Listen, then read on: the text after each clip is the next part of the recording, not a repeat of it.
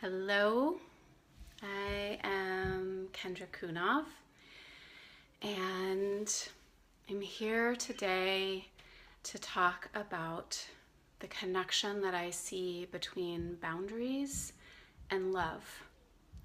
And one of the reasons that I really want to talk about this is actually because I think it's really misunderstood. And hey, I see people joining, and so please just give a thumbs up if you can hear me, or write a little comment if you can't. Every once in a while I hear later that I wasn't speaking quite loud enough at the beginning, so thanks for that. Hello. Okay. So again, my name is Kendra Cunov, and I really want to talk about the connection that I see between boundaries and love. And one of the reasons, well, there's a couple reasons I want to talk about it. One is I love boundaries. And some of that certainly comes from my own experience growing up and in certain areas of my life, there really not being what I feel were like good or clear or strong boundaries. And the way that that felt very unsafe to me. And so I have the experience that boundaries feel safe, like something is holding. There's something holding me or us or the space, whatever that is. So I love boundaries. And probably partly because I love them. And then I work with people a lot who struggle with boundaries, or I either hear stories or I sort of hear through different ways that that people either sort of don't like boundaries, or they find boundaries hard to set, or there's some sort of negative reaction or aversion to boundaries. And I believe that that really comes from a misunderstanding of what boundaries are and how deeply loving actually setting boundaries is. So that might be the first piece that I would want to speak to, which is that often the people I hear who seem to have some aversion or challenges around boundaries see setting a boundary or receiving a boundary as an act of separation, versus like it almost seems in opposition to love. And so there's two things I want to say about that.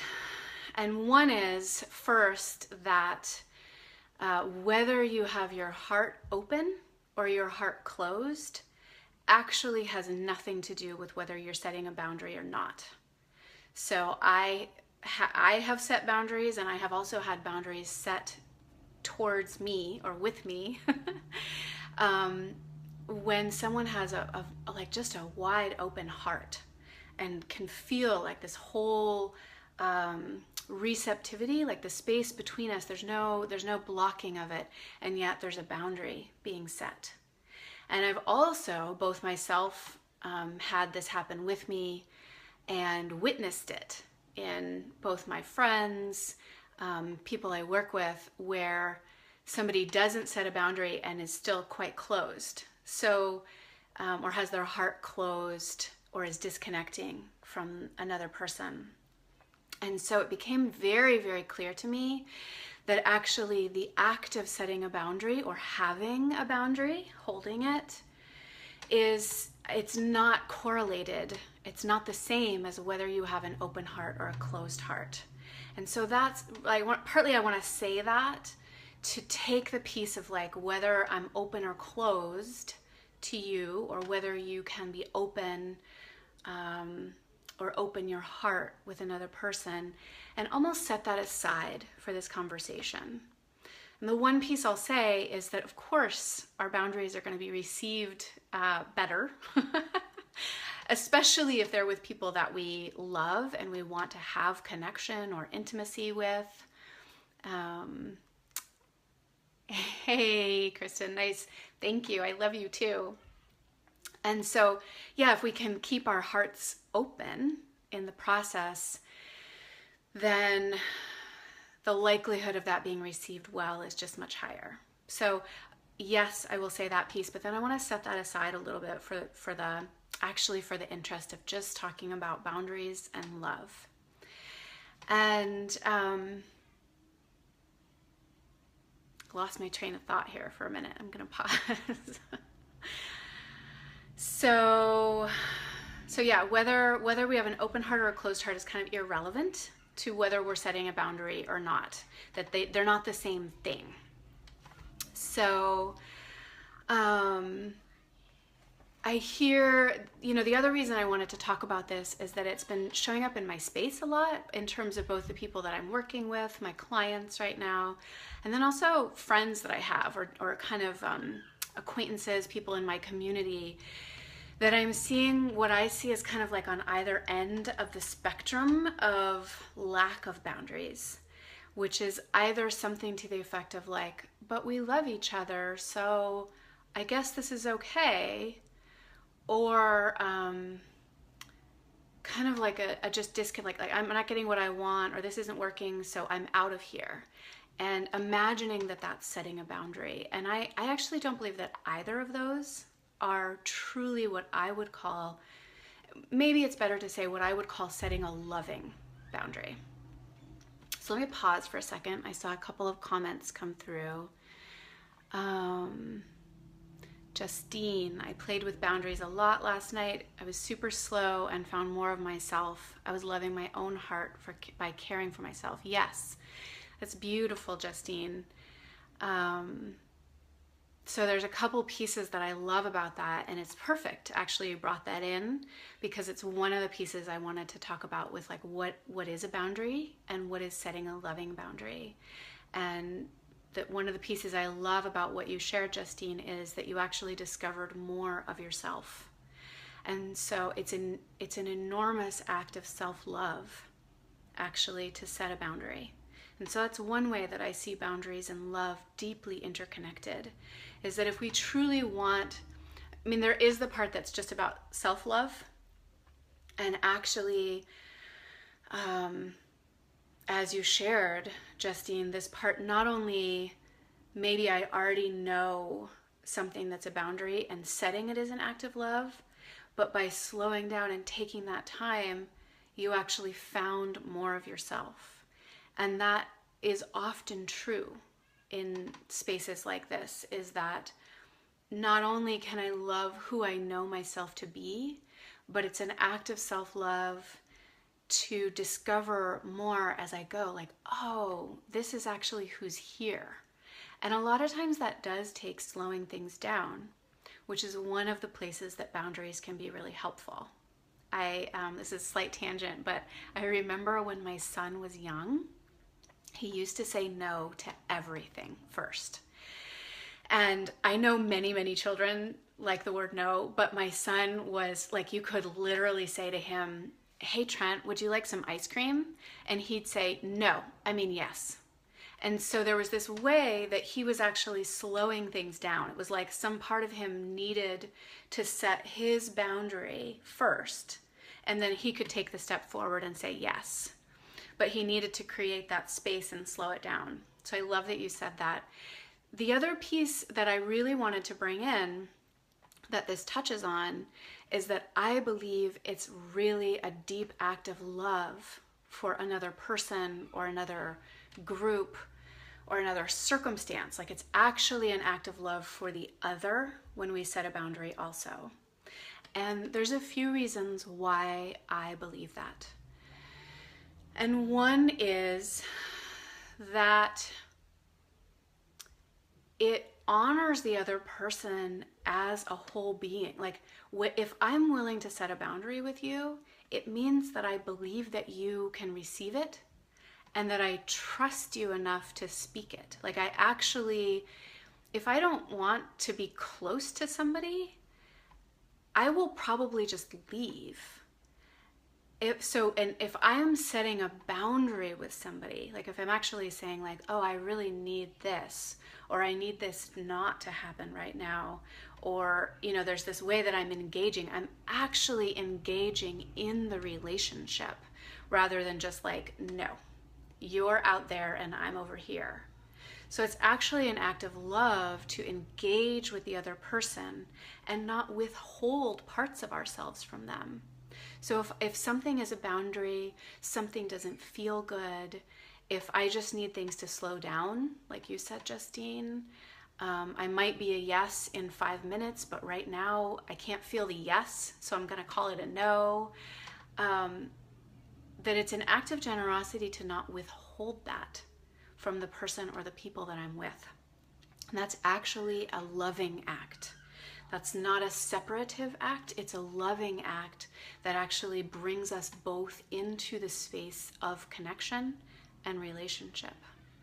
Now, again, to reference the point at the beginning, of course it's more connective if I can keep my heart open in that space. And a lot of that, I want to go into this more separately, but a lot of that has to do with my own trust in myself, that I can state a boundary and that will be honored. And then I can really just like keep my heart and myself open and say, this is a yes and this is a no. But that's a relational act versus like, I'm just going to put you over here and separate myself. The other way is that you know, I think it's much more common really to relate to this idea of setting boundaries as an act of self-love. But, and again, this is an example with my children, but sometimes when they're acting out and they, you know, they get kind of like, and this happens in relationship too, right? I mean, it can happen with friends, but certainly in our romantic or intimate relationships, we get triggered and we kind of like lose our mind, right? You know, we look back and we think like, oh my God, can't even believe I said that or I did that. We act out in ways that we don't feel good about and often don't feel good to the other person either. And actually somebody setting a boundary with us is also an act of love in that way, which is, this is what I say to my kids. Like, for instance, they're having a little temper tantrum. You know, I have a 4.5-year-old daughter, and if I say no to her, then she'll want to kick me. And I will often, you know, actually hold her body or move her farther away from me. And something that I'll say to my kids is, I love you too much to let you act like that. Because I know that they don't want to hurt me. I know that they don't want to hurt other people. I know that they don't want to break something. Not really. In that moment, they might have such strong, you know, like intense feelings that that's the way that they're coming out. And it's not just children. I know that we all sometimes have this experience, especially with people that are very close to us, whether it's family or intimate partner. Things get so intense. And so there's a way that actually me saying, I love you too much to let you act like that. I may not say that out loud to an adult, but you know, that's what a boundary is. Like, no, you may not talk to me like that. I'm not going to have this conversation until we're not yelling, you know, or let's talk about this issue, but let's do it in a format where we can both be heard and, you know, and where we each feel safe to share our feelings. Or so setting some kind of a container, which in a lot of ways is what a boundary is. A boundary says, this is what happens within this space, and this is what does not happen inside this space. So that's actually a loving act to say, no, I won't engage that way. I love you too much to let you act that way. So let me just check the comments here. I'm going to talk about, I'm hoping I'm getting to some examples of boundaries here. Oh, I like lost all the comments.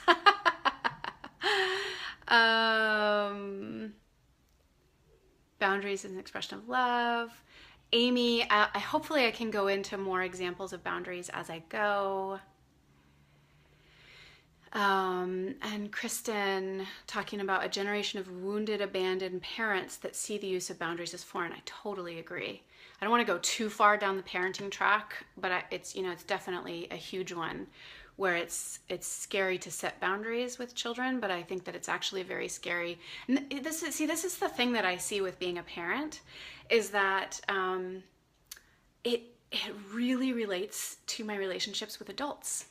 So my experience of my children is that while they may, sort of like, they don't like it when I set a boundary, truly when I am firm and again, open heart, when it's a love, like, nope, that's not going to happen right now. Yes, you are going to do what I said, that there's a part of them that goes like, oh, good. You love me. You're here. You're holding the boundary. And frankly, I find that that's true with adults too.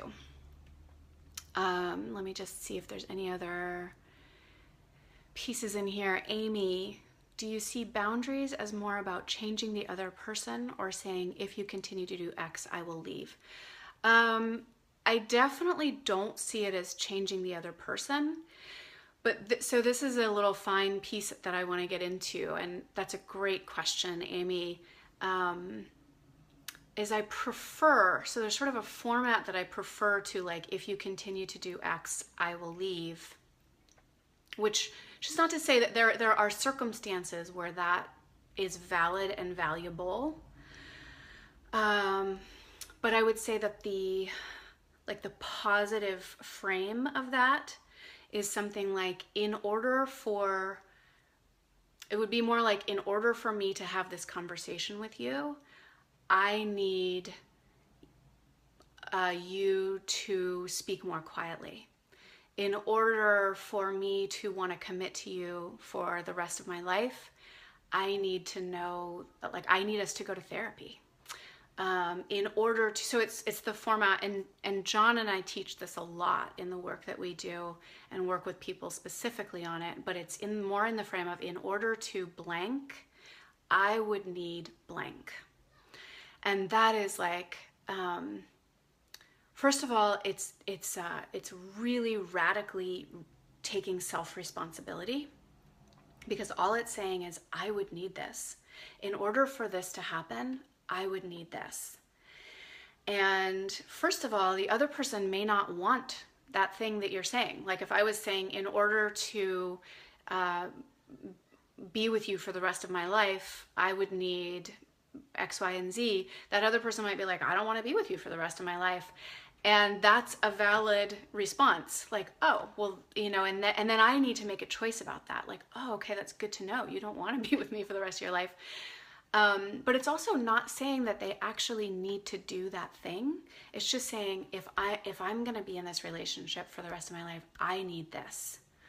And not everybody does. That other person may not need it. Another woman may not need it. It's truly saying, even if I'm the only person in the world who needs this, that is what I need.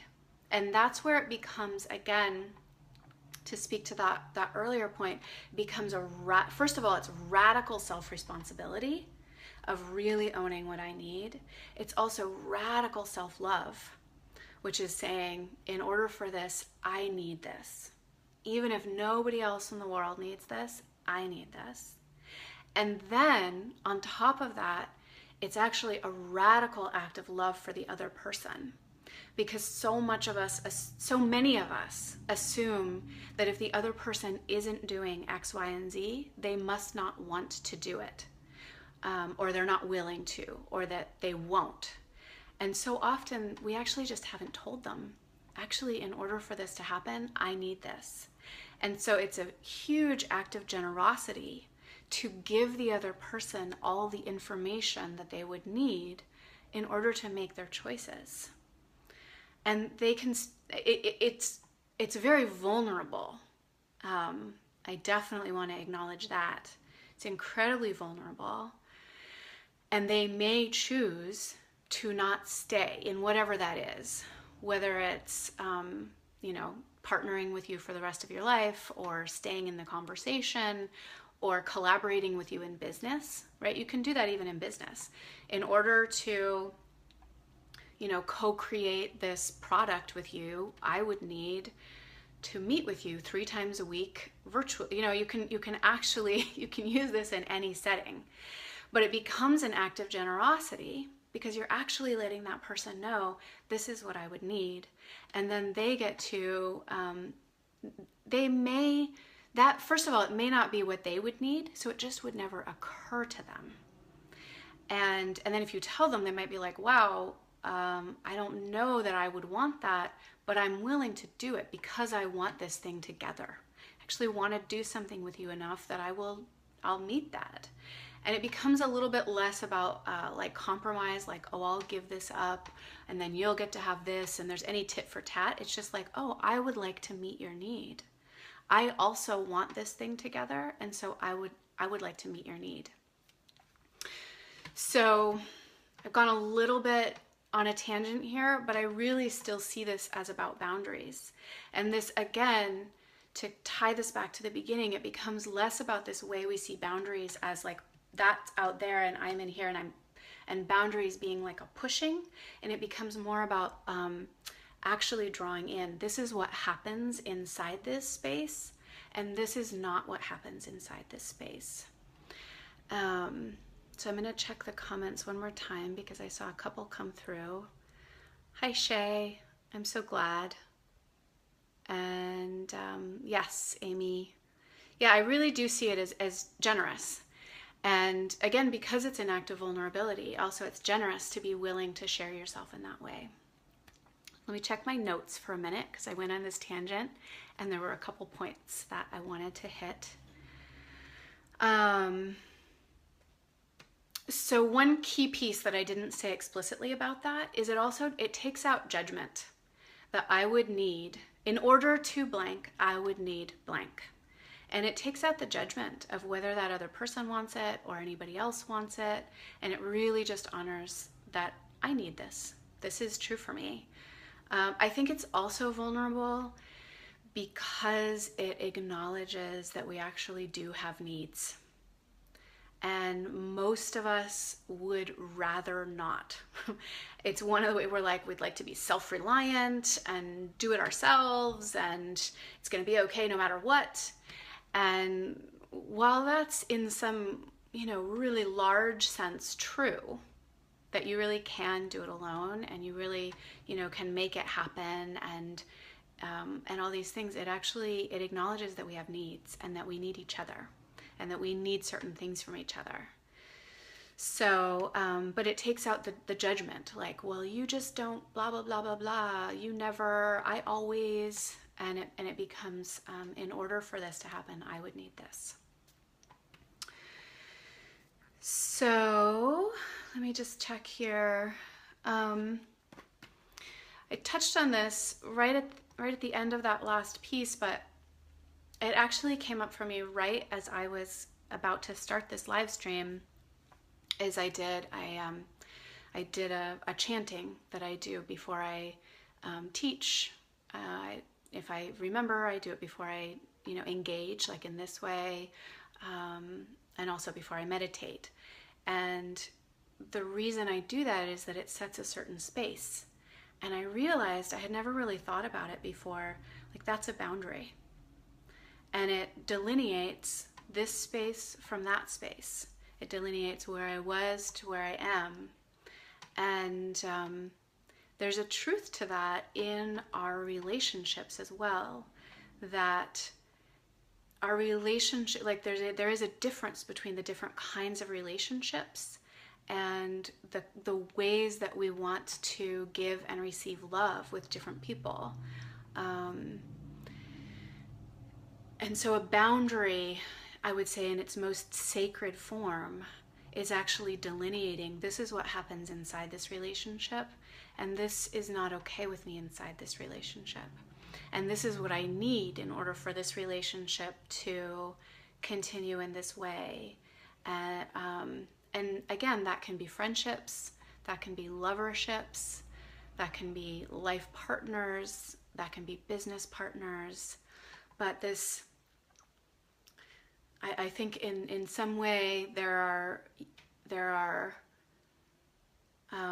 again, this is a language that John and I use a lot in our teaching, but there are sort of more self-centered ways to set boundaries, which is a little bit more like, well, I'm not getting what I want, so I'm just out of here. I don't deserve this, you know, I deserve better than this. And then there's like really healthy way, which is in order to blank, I would need blank. And in its most sacred form, it's really acknowledging what lives inside. It's a delineation of sacred space. Again, whether that's delineating from where I was a moment ago, you know, like in all the chaos with my children, to like, okay, I'm coming to be in this space and there's a way that I want to relate to it. I've delineated the space. Or between our relationships. So I'm remembering your question, Amy, about examples of boundaries, and I want to see if I can give some real ones right before I complete.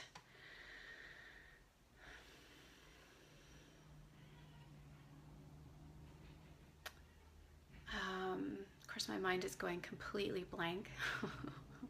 If anyone, I do want to invite any of you who are watching, if you have examples, feel free to share them in the comments. Times either that people have set boundaries or you have set them.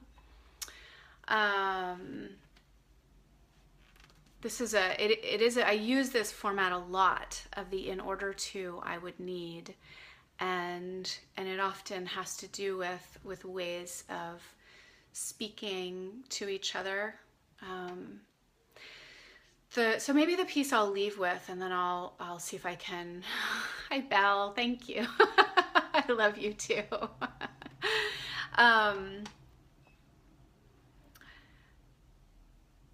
But maybe I'll come up with some more, and I'll be able to write them out around this. But gosh, you just like I got a little love zap there from Belle, and I completely lost my train of thought. So setting boundaries and examples. There was a period of time before my current partner and I recommitted to each other when we were separate. And in the recommitting process, there were parts of that were like, well, in order for me to want to do this, there were things that I needed. I would need, and it's not so much about getting rigid, but it was an awareness of like, I need a certain amount of family time with all of us. And I need us to approach certain parts of our lives together. And we had habits of like conflict that didn't work for me. And so it was like, I would need for us to enter into like talking about our disagreements in these ways. These are things that I would need. And so those are valuable conversations to have. I also don't consider boundaries necessarily to be the end all be all. Like you've just like, put a brick wall down in the space and it's like, this is this and that's the end. Of course, there are certain deal breakers, but I see them as the beginning of the conversation. Like in order for this to happen, I would need this. And then to hear the impact of that on the other person. And then we might just find out we're mismatched in that area. And this is, again, I would call this both healthy and sacred, that it's healthy work and it's sacred work to be willing to acknowledge what the right relationship between you and another person is based on the truth of what you come to around your needs, your wants, your needs, and your boundaries. And I have a whole other piece I want to do that's called No, Love is Not Enough. And too often I think I hear like, but we love each other so much. And that's a wonderful thing. And frankly, I don't think that's enough for a relationship. That the need for there to be a place where you meet in this realm of aligned path, aligned desires, aligned form of relationship. And when you're with a person that you really love and maybe feel really attracted to, or you like them a lot and you want to be friends, but is this thing, but like you find, wow, it's not a match. I believe that it's actually a sacred act to both yourself and the other person to say like, oh, this is not the right form of relationship for us. And to be curious, like, what might be? So I'm going to close up here in a second, but I want to check in. Amy, would you say in order for me to feel loved and acknowledged in this relationship, I need X?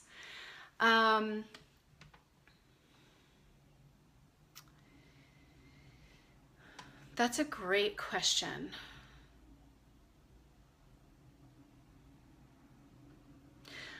I want to say no, because so the tricky piece is that another person really can't ever have us feel anything. And this is a bit of a tension point, I would say, because what I really like about what you're bringing, Amy, is how important it is also to give, it's generous to give the people in our life the information they need to love us well. So, but I would want to tease this out a little bit and give it a slightly different format to let somebody know, like, it would have me feel really loved if you would ... or to create a context in which those things can be shared and heard and understood. And I would say it probably is more like, I mean, this might not be this hard line for you, Amy, like personally, but I'm going to use this as an example. If, for instance, you vulnerably, what's the word I'm looking for? So over time, and vulnerably let your partner or somebody, who this person is in your life, know, you know, I really need this much time with your undivided attention, or it's really important to me that when I share my feelings that you tell me what you heard me say so that I know that I've been heard. Or so the things that you, Amy, for instance, might have completed with I need X, what those things are, you know, they could be a certain amount of date night, or going for a walk, or undivided attention, or being touched in a certain way. Like, these are also really beautiful requests that we can make. But I would take it out of, in order for me to feel loved, I need this, because I'm just aware, like, of seeing so much of this work, how much of, in order to feel loved and acknowledged, that it does come from our partner being willing to actually offer it in the ways that we receive it, but that work also comes from ourselves. And I've seen so deeply in myself over time where I can be getting the thing, like if I actually look, I'm like, oh, they're actually doing the thing I've asked for, and something in me is resisting actually feeling loved. And so that's the part where it gets a little bit sticky. I love this conversation, so part of me wants to just like keep riffing on it, Amy, and I hope that is helpful. Let's see, I see that you're saying, how would I word it? So I hope that helps a little bit. This is not really in the realm of boundaries, but I'll just give this quick little piece, which is this is more around desires, which I think are kind of like the other side of the coin of boundaries. So but it's vulnerable, because most of us just want to say, like, I just want you to appreciate me, or I want you to respect me. That's how I know I'm loved. And the willingness to get specific, like, oh, I really need I need compliments. Like, I need compliments about my physical appearance, or I feel loved when you text me at least once a day without me having texted you first. Or so these things that are so specific. There's something about the age and the culture we live in that has us want to say, like, I shouldn't need those things in order to feel loved. But I have to say over and over and over again, both in my own life and in the people I work with, what I see is we do. We actually need those things. So I would say that, and again, this is a tangent from boundaries, but that it's a really important exercise for us to do with the relationships that are important to us, is to just, for our own selves, like write down, these are the ways that I love to be loved. I love to be loved by receiving spontaneous text messages. I love to be loved by being surprised with flowers. I love to be loved by like my partner, for instance, loves to be squeezed like really, really, really hard. And I don't like that at all. So it never occurred to me to do that until he said it, and he had to repeat it. Like, no, I like to be squeezed really, really, really hard. And then but I still have to remember when I see him, like I'll go to touch him lightly, the way that I like to be touched. And I'll be like, oh, right, he likes to be squeezed. So to be generous first with yourself and acknowledge the things that actually have you feel loved. And then there's a way to share that with your partner. And then, so I'm going to kind of wrap this back into the boundaries piece and the in order to, I would need. So again, if you've had these conversations with your partner and then they just don't do it, and then, you can bring it again and say like, hey, I really love to be touched in this way, or it's really important to me. This is how I feel loved. Would you be willing to do this? And then there might come a point where it's a boundary that says like, wow, in order to be able to stay in this relationship, I need you to actually respond to the ways I let you know that I need to be loved by doing them sometimes. And you might need to talk about like, how can we have that happen? What's happening that's not actually occurring on their end? But that's a boundary. And so again, it's not this hard, fast line. Like if you don't start sending me a text message a day, like I'm out of here. It's more like, wow, I feel like I keep telling you this and it's not happening. What's going on here? So I am going to wrap this up for the sake of time. I hope that's helpful, Amy, and also everybody, but I loved that question, so thank you for asking. And that's my first sort of piece around the connection between boundaries and love. And I'll complete by saying that I believe that boundaries are one of the most important pieces in terms of love, being able to give love and receive love, and that they are one of the most loving things we can actually do, is be willing to acknowledge like, oh, I have boundaries, I have needs, I have desires. There are things that are that I really need, and there are things that are not okay with me, and those are acts of deep love, not only towards ourselves but towards the people in our life. So thank you. And as I said at the beginning, I really love boundaries. So I may talk about this again, but also you can always send me an email or a personal message. You can always continue to leave comments in the comment section, and I will come and respond or maybe start a conversation about something if that's needed. As always, I appreciate those of you who are here live, and I appreciate those of you who are watching the replay. And I wish you a wonderful rest of your day. Ciao.